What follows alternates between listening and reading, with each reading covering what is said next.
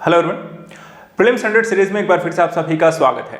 आज का हमारा चौथा टॉपिक है मॉडर्न हिस्ट्री से, जो कि यहाँ पर यूरोपियों के आगमन और उत्तर मुगल शासन को लेकर डिस्कस करने जा रहे हैं। देखा जाए यूरोपियों के आगमन का क्रम कैसा रहा, कब कौन आया, किन क्षेत्रों में किसने पहली कोठी बनाई, किस तरीके से इन्होंने अपना प्रसार किया, इनके बीच में हुए युद्ध और किस तरीके से धीरे धीरे ब्रिटिशों के यहाँ पे अधिकार हो गया। इस टॉपिक को लेकर के इन पर लगातार आपके एग्जाम में प्रश्न बने हैं, और चाहे वो आईएएस का एग्जाम हो, यूपीपीसीएस का एग्जाम हो या आरओआरओ का एग्जाम हो, यहाँ पे लगातार इस टॉपिक से प्रश्न आए हैं।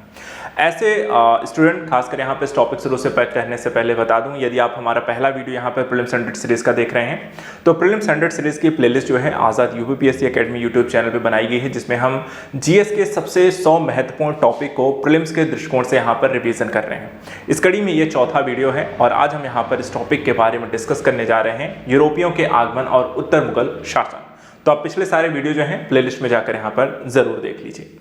तो चलिए प्रारंभ करते हैं आधुनिक भारत के इतिहास में यूरोपियों का आगमन कैसे हुआ और उत्तर मुगल जो शासन रहा है उन मुगल शासकों के पतन के क्या कारण रहे हैं। इसमें सबसे पहले हम यूरोपियों के आगमन को देखते हैं और एक एक करके इस पे एक श्रेणी यहाँ पे देख के बनाएंगे। देखिए, नोट्स भी आप जब बनाएं तो यहाँ पे इस तरीके से बनाएं कि आपको इसे पढ़ना और रिवाइज करना यहाँ पे आसान रहे। तो यहाँ पे हमने जितने भी यहाँ पे पुर्तगाली आए हैं, जितने भी यहाँ पे यूरोपीय आए हैं, उनको उनसे संबंधित जो इंपॉर्टेंट एस्पेक्ट है उनके बारे में एक एक जगह पे यहाँ पे लिख लिया है और उसी को हम यहाँ पे रिवाइज करेंगे।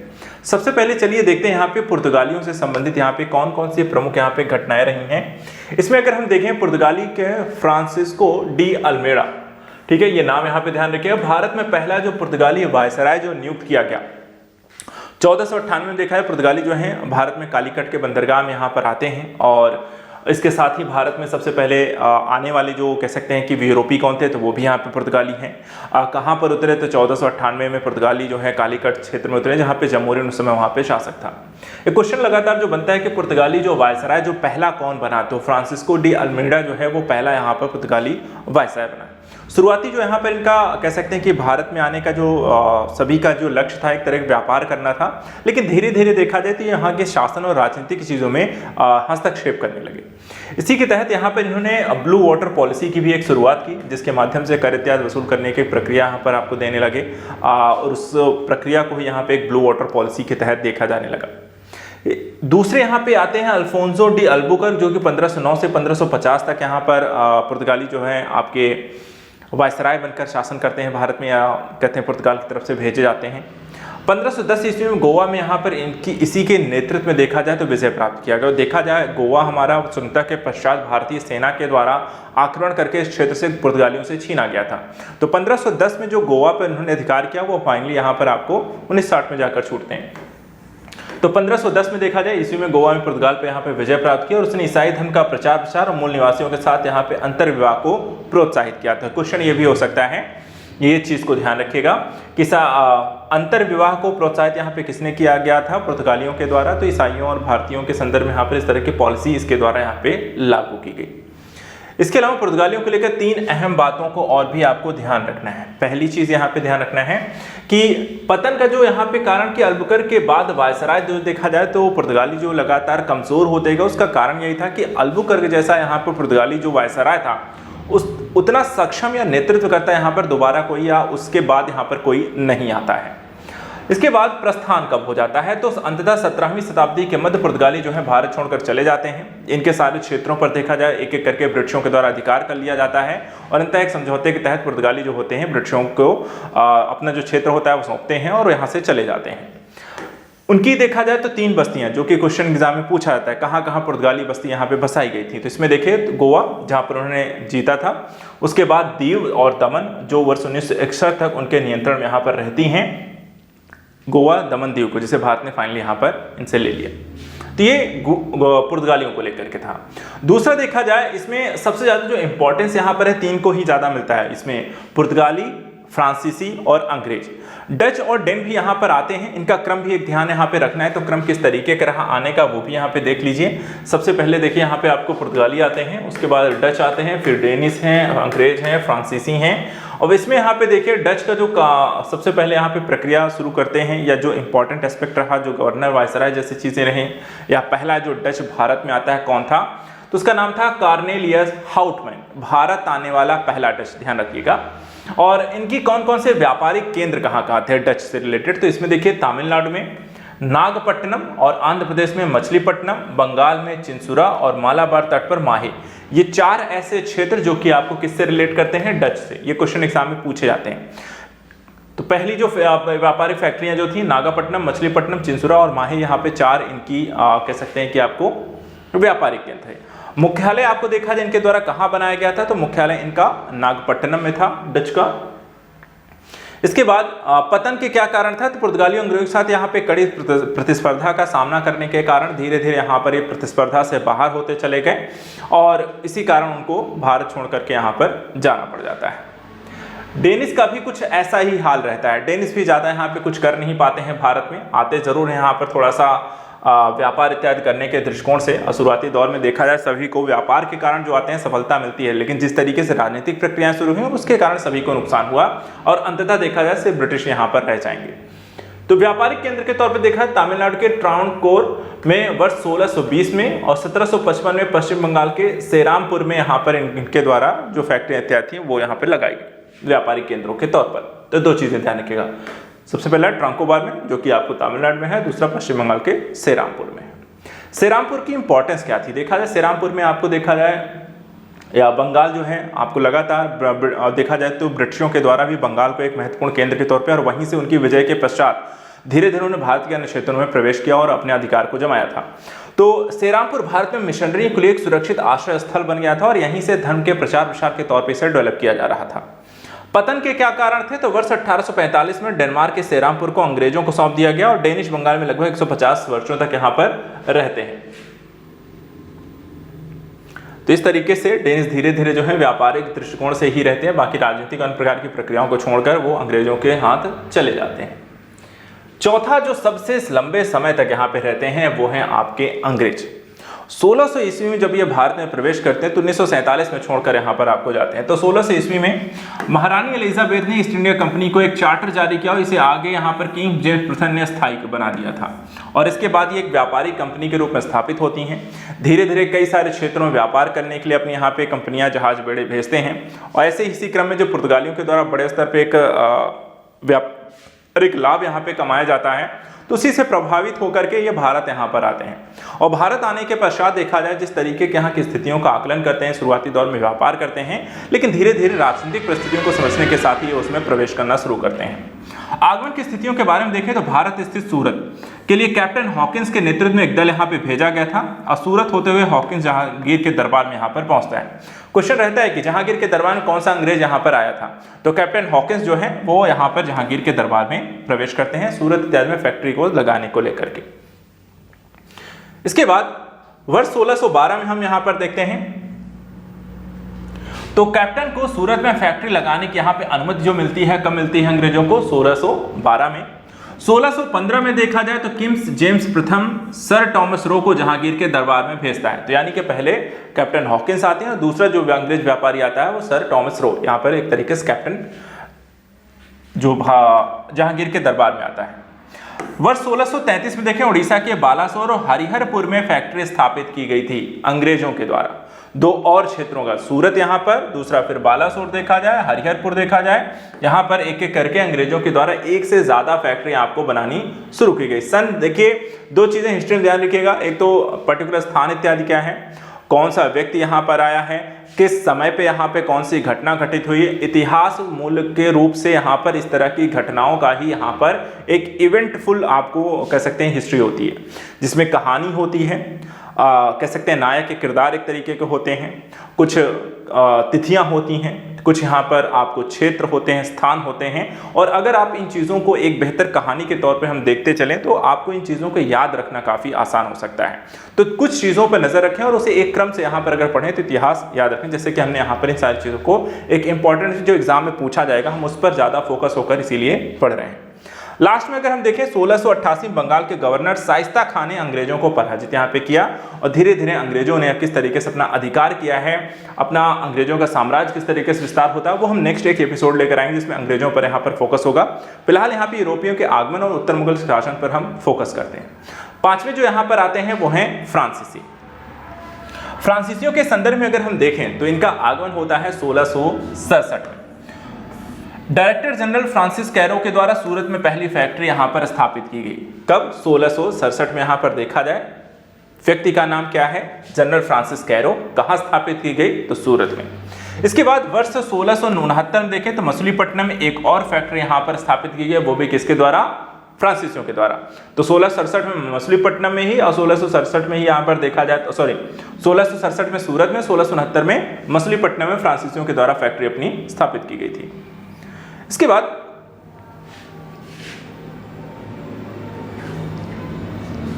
1672 में कैरो की जगह फ्रांसिस मार्टिन को नियुक्त किया गया। इसने 1673 में पौंडीचेरी की यहां पर आपको स्थापना की। तो पौंडीचेरी को लेकर के क्वेश्चन बनता है, तो यहाँ पे पौंडीचेरी की जो स्थापना की, काफी यहाँ पर कह सकते हैं गढ़ के रूप में फ्रांसीसियों का रहता है पौंडीचेरी, जब तक वो यहाँ पर शासन करते हैं। 1697 से 1739 के मध्य फ्रांसीसियों ने चंद्रनगर, बालासोर, कासिम बाजार पर अपना एकाधिकार धीरे धीरे स्थापित कर लिया। हम कहें अगर अंग्रेजों को जो सबसे ज्यादा टक्कर मिली थी किस यूरोपियों के द्वारा, तो फ्रांसीसियों का। अंग्रेज और फ्रांसीसियों के मध्य जो युद्ध रहे या जिस तरह की घटनाएं रहे जो यहाँ पर विवाद के विषय बने, जिस तरीके के राजनीतिक समीकरण यहाँ पर बने, न सिर्फ भारत में बल्कि यूरोप में भी देखा जाए तो आंग्लो फ्रांसीसी जो युद्ध रहा वो हमेशा चर्चा का विषय रहा और काफी लंबे समय तक ये दोनों आपस में संघर्ष करते रहे। इसके बाद प्रथम कर्नाटक जो युद्ध हुआ, इसमें जिसे हम एंग्लो फ्रेंचो युद्ध में विजेता पक्ष की मदद करने के लिए उन्हें माहे और कराइकल उपहार में यहाँ पर दे दिए जाते हैं और इस तरीके से उनका यहाँ पर विस्तार भी होता है। लेकिन धीरे धीरे अंग्रेजों से लगातार युद्ध करने के कारण और अंततः यहाँ पर एक संधि हो जाने के पश्चात फ्रांसीसी जो होते हैं वो यहाँ से बाहर हो जाते हैं और धीरे धीरे आपका पूरा एकाधिकार जो होता है वो सिर्फ ब्रिटिशों का रह जाता है। तो ये हो गया हमारा यूरोपियों का धीरे धीरे आगमन हो गया, धीरे धीरे उन्होंने व्यापारिक फैक्ट्रियां अपने स्थापित कर दी।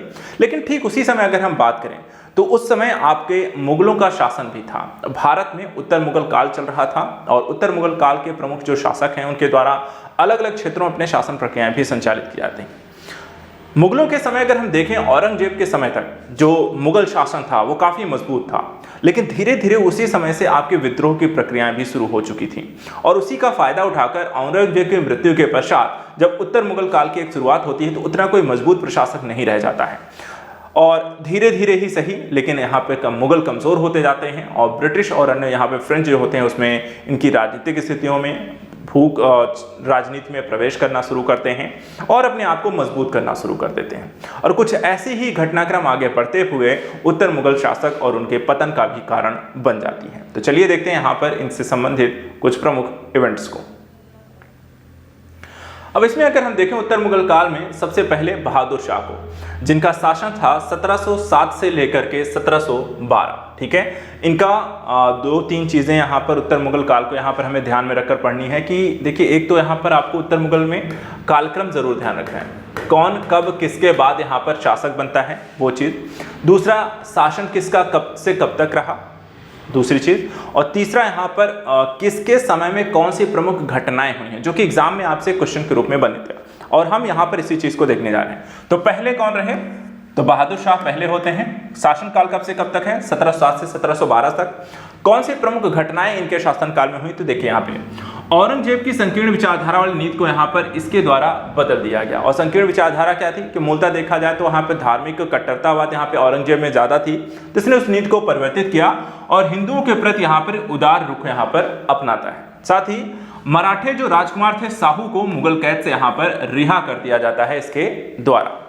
दूसरी चीज, राजपूतों, जाटों और बुंदेलियों के साथ भी यहाँ पर इसके द्वारा सुलह की नीति यहाँ पर अपनाई गई। और तीसरा, गुरु गोविंद सिंह को उच्च मनसब यहाँ पे प्रदान किया गया इसके द्वारा। तो तीन चीजें जो यहाँ पर ज्यादा इंपॉर्टेंस रही, हिंदुओं के साथ एक बेहतर संबंध, उदार कह सकते हैं धार्मिक नीति का पालन, मराठा सरदारों के साथ एक मराठाओं को यहाँ पर देखा है राजकुमार शाहू को छोड़ देने से मराठाओं के साथ बेहतर संबंध स्थापित करना। औरंगजेब के समय देखा जाए तो लगभग हर किसी के साथ एक तनाव की स्थिति थी, चाहे वो राजपूत थे, जाट थे, मराठा थे, तो यहाँ पर उन सब के साथ एक बेहतर संबंध बनाने की कोशिश के द्वारा की गई। और सिखों के साथ भी देखा है गुरु गोविंद सिंह को, तो ये हमें हो सकता है क्वेश्चन पूछ लिया जाए कि गुरु गोविंद सिंह को उच्च मनसब किसके द्वारा प्रदान किया गया था, तो बहादुर शाह के द्वारा, प्रथम 1707 से 1712। दूसरे आता है, दूसरे कौन है, दूसरे हैं जहांदार शाह। जहांदार शाह का शासनकाल देखिए कब से कब तक था, तो 1712 से 1713 तक। ठीक है, सिर्फ एक साल तक ये सेकंड यहाँ पर शासक बनता है उत्तर मुगल काल में। इसके समय काल में 21 साल के शासन में कुछ प्रमुख चीजें यहाँ पर अगर हम हाईलाइटेड करें तो पहली चीज यहाँ पे देखिए, उस समय के जो सबसे शक्तिशाली रईस थे जुल्फिकार खां के समर्थन के माध्यम से इसको यहाँ पर सत्ता मिलती है। जजिया कर को देखा जाए समाप्त कर इजारा प्रथा की शुरुआत यहाँ पे की। तो यहाँ पे दोनों चीजें ध्यान रखिए, क्वेश्चन हो सकता है कि इजारा प्रथा की शुरुआत किसके द्वारा की गई, तो यहाँ पे जहांदार शाह, या जजिया कर की यहाँ पे समाप्ति जो उत्तर मुगल काल में सबसे पहले किसके द्वारा की गई, तो जहांदार शाह। इसके अलावा मराठों को चौथ और दक्कन की सरदेशमुखी का अधिकार प्रदान किसके द्वारा किया गया, तो वो भी यहाँ पे जहांदार शाह। ये भी क्वेश्चन यहाँ पर बनते हैं, ये इंपॉर्टेंट फैक्ट हैं जो कि आपके पर्टिकुलर शासक से रिलेट करते हैं। इसके बाद तीसरा जो इसमें आते हैं फर्रुखशियर। फर्रुखशियर को लेकर देखा जाए, इनका जो शासनकाल रहा 1713 से लेकर के 1719 तक। तो तीसरा यहाँ पर जो शासन बनते हैं, शासक बनता है फर्रुखशियर है। शासनकाल देखें यहाँ पर 1713 से 1719 तक है। और कौन कौन सी प्रमुख घटनाएं यहाँ पर इसके समय में हुई, तो प्रशासन पर पूर्ण एकाधिकार प्राप्त करने वाले सैयद बंधुओं के सहयोग से यहाँ पर इसने सत्ता प्राप्त की। तो सैयद बंधु किसके शासनकाल में थे, फर्रुखशियर। इसके अलावा धार्मिक सहिष्णुता की नीति इसने वापस यहाँ पर अपनाई थी। हिंदू सरदारों और अमीरों के साथ एक बेहतर संबंध बनाने के प्रयास किए। तीर्थ यात्रा कर, इसको ध्यान रखिएगा, तीर्थ यात्रा कर को समाप्त किसने किया था, तो फर्रुखशियर के द्वारा तीर्थ यात्रा कर को समाप्त किया गया। शासन काल के दौरान सिख ने का बंदा बहादुर को फांसी की सजा यहां पर दी थी। यह भी क्वेश्चन एग्जाम में पूछा गया था, बंदा बहादुर को लेकर के सजा किसने दी थी फांसी की, तो फर्रुखशियर। इसके अतिरिक्त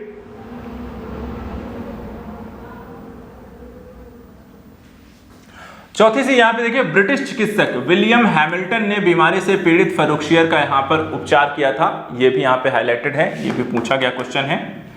कृतज्ञता के प्रतीक के रूप में वर्ष 1717 में कंपनी के लिए शाही फरमान को यहां पे आदेश दिया था। तो शाही फरमान को जारी करने वाला गोल्डन चार्टर एक तरीके से देखा जाए तो जारी किया था फर्रुखशियर ने। और पेशवा बालाजी विश्वनाथ की सहायता से सैयद बंधुओं ने फर्रुखशियर की यहाँ पर हत्या कर दी थी। तो इस तरीके से यहाँ पर इसका शासन जो होता है समाप्त हो जाता है।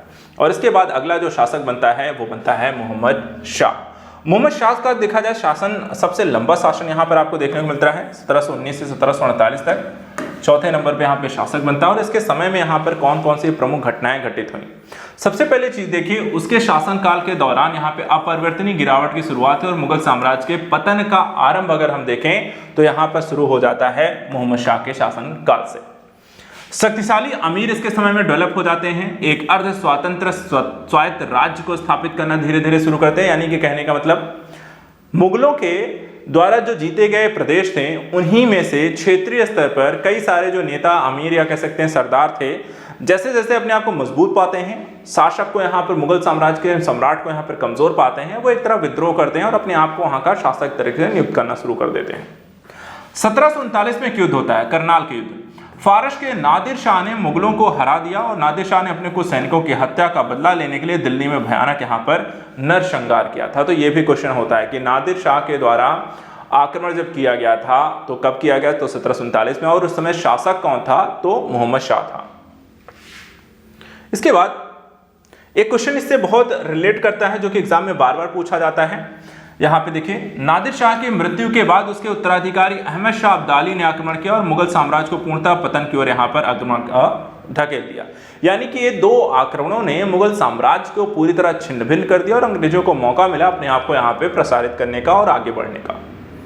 इसके बाद देखिए, अगला यहाँ पे शासक आता है अहमद शाह बहादुर, जो 1748 से लेकर के 1754 तक यहाँ पे शासन करता है। और इसके समय में कुछ ही ज्यादा नहीं, लेकिन हाँ कुछ चीजें हम देख सकते हैं, जैसे कि शासनकाल के दौरान अब्दाली इसके शासनकाल में 2 बार आक्रमण किया, 1749 और 1752 में। मुगल सम्राट मुल्तान और पंजाब का क्षेत्र अब्दाली को यहाँ पर सौंप देते हैं। तो 2 चीजें, अहमद शाह अब्दाली के द्वारा 2 बार आक्रमण किसके शासनकाल में हुआ, तो यहाँ पर देखा जाए अहमद शाह अब्दाली के समय में। और इसी के कारण यहाँ पर देखा है मुगलों से जो पंजाब और मुल्तान जाता है वो इसी के कारण चला जाता है। इसके बाद अगला शासक इसमें बनता है 1754 से 1759 तक, जिसमें हम आते हैं आलमगीर द्वितीय। और ये 1757 में देखा जाए तो प्लासी का युद्ध उसके शासनकाल के दौरान हुआ। मराठों ने दिल्ली से अफगानों और रोहिलों को यहाँ पे निकाल दिया था तथा पंजाब और लाहौर पर देखा जाए तो अधिकार कर लिया जाता है। 1757 का जो प्लासी का युद्ध है ये बहुत इंपॉर्टेंट रहता है, बार बार एग्जाम में क्वेश्चंस में यहाँ पर इसको पूछा जाता है, तो ये हमें यहाँ पर ध्यान रखना है। किसके समय में हुआ था? आलमगीर द्वितीय। इसके बाद अगला यहाँ पे जो शासक आता है 1759 से लेकर के 1806 तक यहाँ पर लंबे समय तक यहाँ पे शासन करता है शाह आलम द्वितीय। इसके समय में मराठा जो है सदाशिवराव भाऊ के सहयोग से यहाँ पे सत्ता प्राप्त की। शासनकाल में दो महत्वपूर्ण युद्ध हुए, जिसमें पानीपत का तीसरा युद्ध 1761 और बक्सर का युद्ध 1764। ये दो महत्वपूर्ण जो युद्ध यहाँ पर लड़े गए वो भी यहाँ पे शाह आलम द्वितीय के समय में। अंग्रेजों का धीरे धीरे यहीं से आपको प्लासी बक्सर के युद्धों के माध्यम से उन्हें अपने आप को एक तरीके से स्थापित किया और शासकों को या ब्रिटिशों को और बाकी कह सकते हैं क्षेत्रीय जो शक्तियाँ थी उनको धीरे धीरे ब्रिटिशों के द्वारा पराजित करके अपने आप को यहाँ पर मजबूत बनाया गया था। इसके बाद अगला जो शासक यहाँ पे बनता है 1806 से लेकर 1837 तक, इसका शासनकाल रहा अकबर द्वितीय का। इसने प्रसिद्ध समाज सुधारक राजा राम मोहन राय को यहाँ पर राजा की उपाधि दिए। क्वेश्चन एग्जाम में पूछा गया है कि राजा राम मोहन राय को राजा की उपाधि किसके द्वारा दी गई थी? तो अकबर द्वितीय के द्वारा। 1835 में ब्रिटिश ईस्ट इंडिया कंपनी ने मुगल बादशाह के नाम पे सिक्कों का निर्माण करना यहाँ पर बंद किया। तो किस समय? 1835 में। फाइनली यहाँ पर मुगलों का जो एक नाम मात्र के ही इसके सही, लेकिन यहाँ पे जो एक तरीके से उनके नाम पे चीजें चल रही थी उसको भी पूरी तरीके से उन्हें अंग्रेजों के द्वारा खत्म कर दिया गया। इसके बाद जो अंतिम यहाँ पर एक शासक बनते हैं और 1857 की क्रांति तक यहाँ पे रहते हैं, 1837 से 1857 तक बहादुर शाह जफर थी। और इनके कार्यकाल में देखा है 1857 का शक्तिशाली विद्रोह हुआ। कानूनी दृष्टि 1 नवंबर 1858 को रानी विक्टोरिया की घोषणा के साथ मुगल शासन का अंत हो गया। इन्हें यहाँ पर रंगून भेज दिया जाता है और वहाँ पर इनकी मृत्यु हो जाती है। और इस तरीके से देखा जाए तो उत्तर जो मुगल शासन रहता है वो पूरी तरीके से समाप्त हो जाता है। तो ये यूरोपियों के आगमन को लेकर के प्रमुख जो इंपॉर्टेंट फैक्ट हैं, और साथ ही साथ यहाँ पर देखा जाए उत्तर मुगल शासकों को लेकर जो इंपॉर्टेंट चीज़ें हैं वो हमने यहाँ पर डिस्कस कर ली हैं। देखिए इसमें बहुत सारी घटनाएं भी हैं, लेकिन हम यहाँ पर जो फोकस कर रहे हैं, जो पढ़ने का हमारा तरीका है कि क्या चीज़ें आपके एग्जाम के लिए ज़रूरी हैं, उनको पढ़िए सिस्टमेटिक ढंग से। हाँ, इसमें कई जैसे कि युद्ध इत्यादि, उनको युद्धों को हम सब अलग से ही पढ़ेंगे, सारे युद्धों को एक साथ लेकर पढ़ लेंगे। और जो शासकों के समय क्या क्या प्रमुख घटनाएं हैं उसको याद रखने के लिए हमने सिर्फ उन चीज़ों को यहाँ पर डिस्कस किया है। आई होप यहाँ पर चीज़ें आपको फ़ायदा करेंगी। रिविज़न ज़रूर करिएगा। मैंने जैसे कहा कि यहाँ पर जो भी चीज़ें हैं, जो भी टॉपिक हम पढ़ते चल रहे हैं, रिवाइज उसको मल्टीपल टाइम हो सके अपने स्तर पर ज़रूर करिए, क्योंकि इसका फ़ायदा तभी होगा जब आप इस चीज़ों को रिवाइज करते चलेंगे। नेक्स्ट टॉपिक आने से पहले हो सके कि आप इसे 2 से 3 बार जरूर देखें। एक बार तो आप यहाँ पे लाइव जरूर देख रहे हैं, लेकिन इसके बाद हो सके अगला वीडियो आने से पहले आपका इतना समय जरूर होता है। वीडियो इसलिए मैं बहुत बड़ी नहीं बना रहा हूँ ताकि आपको कभी भी आधे घंटे का ब्रेक लेकर अपनी सेल्फ स्टडी से देख करके रिवाइज कर लें। और इसका एक फ़ायदा और आप यहाँ पर उठा सकते हैं, इसी वीडियो को आप अपने सेल्फ स्टडी में शामिल कर लें। यानी कि अगर आप ब्रिटिश पढ़ रहे हैं या यूरोपियों का आगमन को पढ़ रहे हैं, तो इससे रिलेटेड इर्द गिर्द अगर आपको कुछ लगता है, कुछ चीज़ें और पढ़नी है, तो वहाँ पे सेल्फ स्टडी में भी इसे शामिल करके पढ़ सकते हैं। तो आज के लिए इतना ही। नेक्स्ट वीडियो में कुछ और इंपॉर्टेंट टॉपिक्स को लेकर मिलेंगे। Thank you so much and good luck.